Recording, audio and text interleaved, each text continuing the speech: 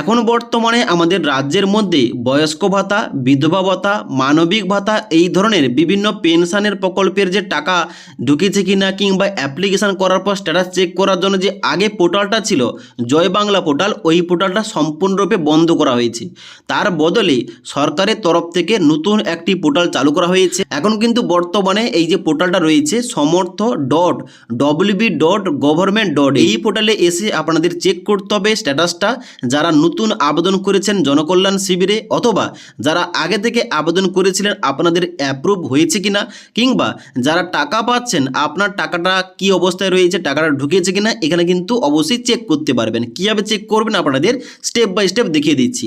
তো এই পোর্টালে আসার পর নিচের দিকে আসবেন এবং ট্র্যাক অ্যাপ্লিক্যান্ট স্ট্যাটাস এই অপশনটায় ক্লিক করতে হবে। এবার ক্লিক করার সঙ্গে সঙ্গে পরবর্তী পেজ খুলবে, নিচের দিকে আসবেন। নিচের দিকে আসার পর বলা হচ্ছে প্রথম স্কিমের নাম সিলেকশন করতে, এখানে ক্লিক করবেন। এখানে কিন্তু অনেকগুলো স্কিম রয়েছে, যেমন জয় জওহার স্কিম ফর এসটি, মানে যারা এসটি থেকে পেনশনের জন্য আবেদন করেছিলেন তাদের কিন্তু এইটা সিলেকশন করতে হবে। তার সঙ্গে সঙ্গে এখানে কিন্তু নিচের দিকে অনেকগুলো পেনশন রয়েছে, নিচের দিকে আসবেন। এখানে বলা হচ্ছে old age pension for farmer, তারপরে ফিশারম্যান, তারপরে নিচের দিকে আসবেন পুরোহিত ভাতা রয়েছে, তারপরে এখানে রয়েছে এসসির জন্য তপশিলি বন্ধু, মানে যাদের 60 বছরের উপরে বয়স হয়ে গেছে, যারা এসসি থেকে বিলং করছে তাদের কিন্তু এখানে এইটা সিলেকশন করতে হবে। তারপরে নিচের দিকে আসার পর এখানে রয়েছে ডব্লিউসিডি মানবিক, মানে যারা মানবিক ভাতার জন্য আবেদন করেছিলেন এখানে কিন্তু অবশ্যই এইটা সিলেকশন করবেন।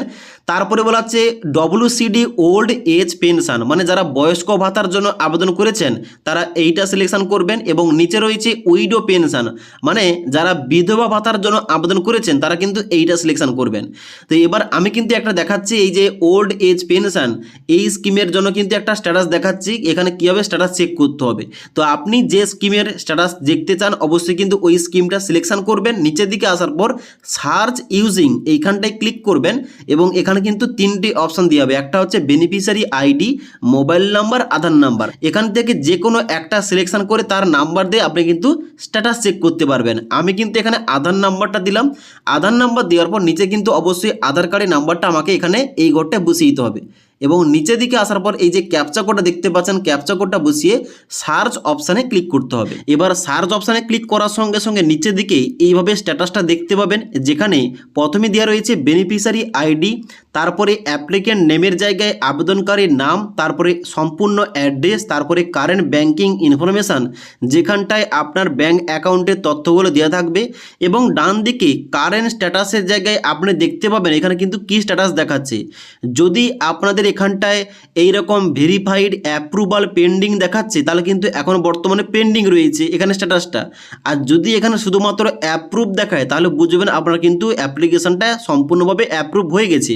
এবং অবশ্যই পেমেন্টের স্ট্যাটাস চেক করার জন্য ডান দিকে এই যে দেওয়া রয়েছে পেমেন্ট স্ট্যাটাস, এই পেমেন্ট স্ট্যাটাসের নিচে ভিউ অপশানে ক্লিক করবেন।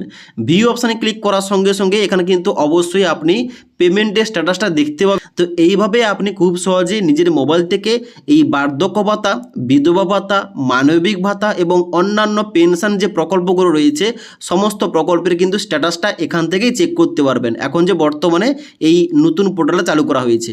তো আশা করি আপনাদের বুঝতে পারলাম এখন বর্তমানে এই সমস্ত ভাতার জন্য কিভাবে আপনি স্ট্যাটাস চেক করবেন এবং কিভাবে আপনি দেখবেন যে আপনার ফর্মটা অ্যাপ্রুভ হয়েছে নাকি পেন্ডিং রয়েছে। ওকে, তো এখানে কিন্তু পেন্ডিং থাকলেও কোনো কিছু করার দরকার নেই, এখানে কিন্তু অটোমেটিকলি সমস্ত তথ্য যাচাই করার পর রাজ্য সরকারের যখন টাকা ছাড়বে অবশ্যই কিন্তু এইগুলো ভেরিফাই হয়ে এবং অ্যাপ্রুভ হওয়ার পর কিন্তু টাকাটা দেওয়া হবে। ওকে, আশা করি বুঝতে পারলাম সমস্ত কিছু। যদি আজকের এই ভিডিওটির আপডেট আপনাদের ভালো লেগে থাকে একটি লাইক করবেন এবং তার সঙ্গে সঙ্গে ভিডিওটি অবশ্যই বন্ধুদের সঙ্গে শেয়ার করে দেবেন।